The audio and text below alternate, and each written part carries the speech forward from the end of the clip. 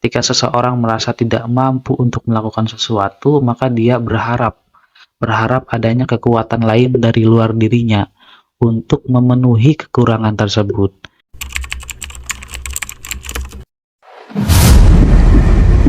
Oke, halo semuanya. Jadi kali ini kita akan bahas tentang sejarah agama. Namun sejarah agama ini kita akan ambil dari sudut pandang agama Ardiyah, di mana kita ambil satu tokoh yaitu Sigmund Freud. Menurut Sigmund Freud bahwa agama akan menjadi penyakit saraf bagi seluruh manusia di dunia.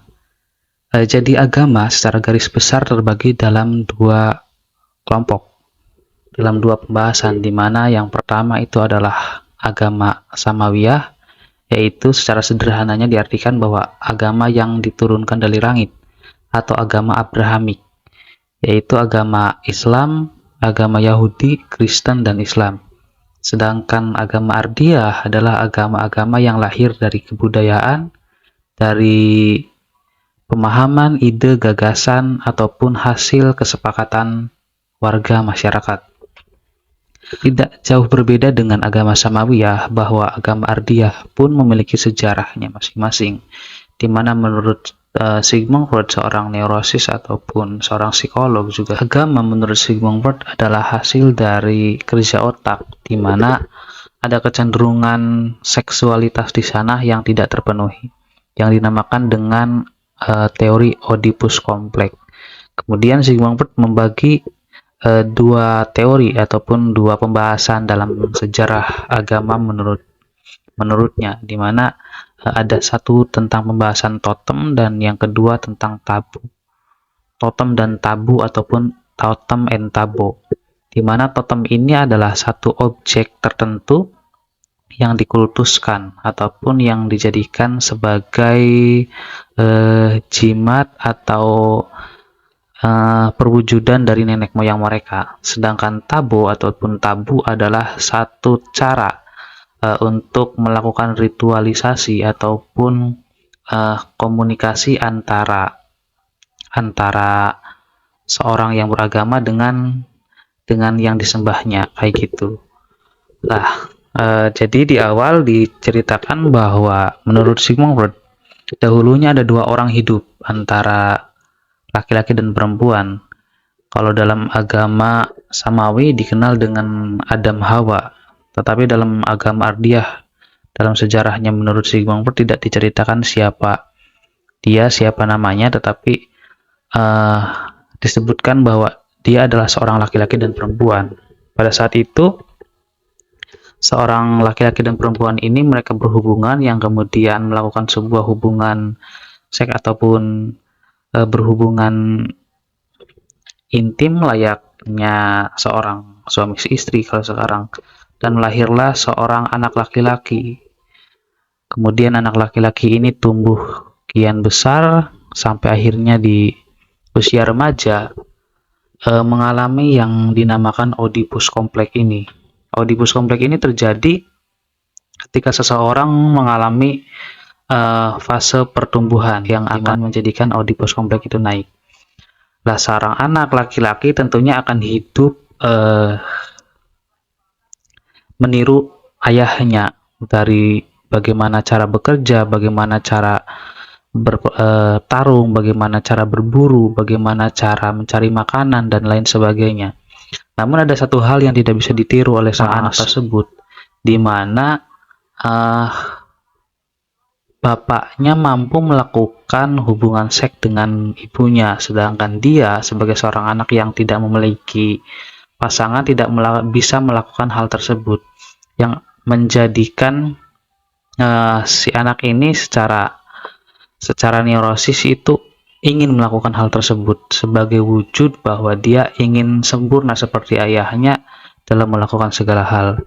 Hingga pada satu waktu ketika Oedipus Complex itu naik dan memuncak, maka terjadilah satu peristiwa pembunuhan pertama. Kalau dalam agama Samawi itu kan antara Qabil dan Habil, pembunuhan pertama. Nah, dalam agama Ardiyah menurut Sigmund Freud itu terjadi antara anak dan bapak.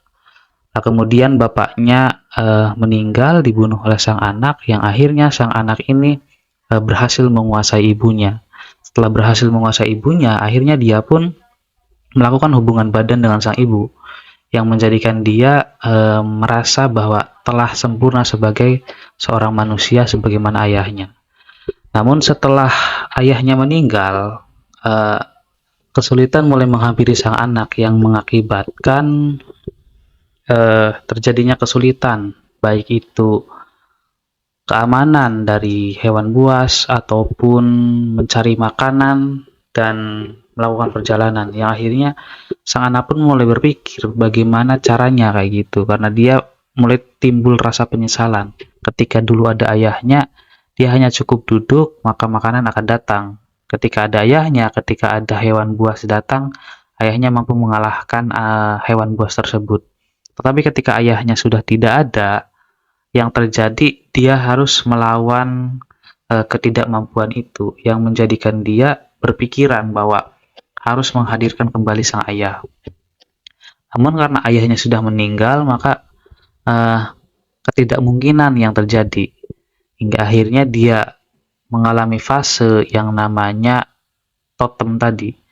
Dia sebagai rasa penyesalan melakukan sesembahan dengan menumpuk batu-batu kecil sebagai perlambangan bahwa ayahnya akan hadir di sana, dengan harapan ketika sang ayah hadir, dia akan diberikan kekuatan oleh sang ayah untuk melakukan kegiatan-kegiatan yang biasanya dilakukan oleh sang ayah, baik itu untuk mencari makanan ataupun melawan hewan buas.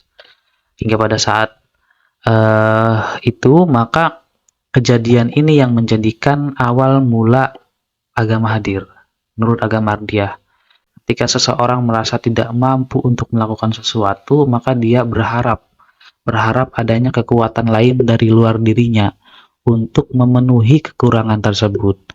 Lah, ketika kita contohkan dari sang anak ini adalah dia tahu bahwa kekuatan yang dia perlukan adalah kekuatan sebagaimana yang ayahnya miliki.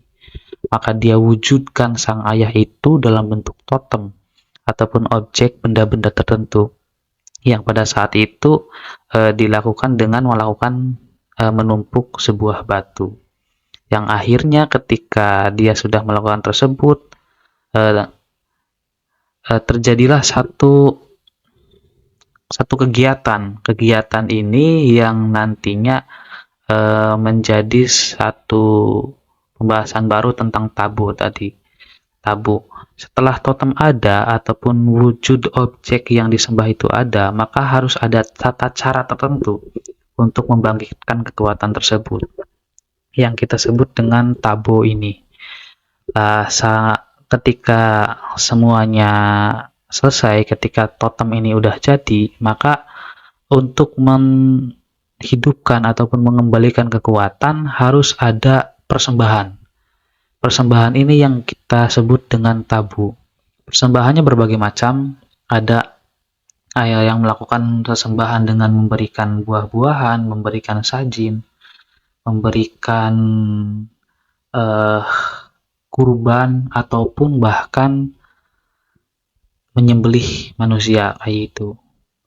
Agama-agama Ardiyah hampir semua konsep sesaji ataupun persembahan seperti itu, yang nantinya ini akan disempurnakan oleh agama Samawiyah. Namun menurut Sigmund Freud bahwa sesembahan itu diperlukan untuk menguatkan bahwa kekuatan yang tidak dia miliki akan hadir secara keseluruhan dengan adanya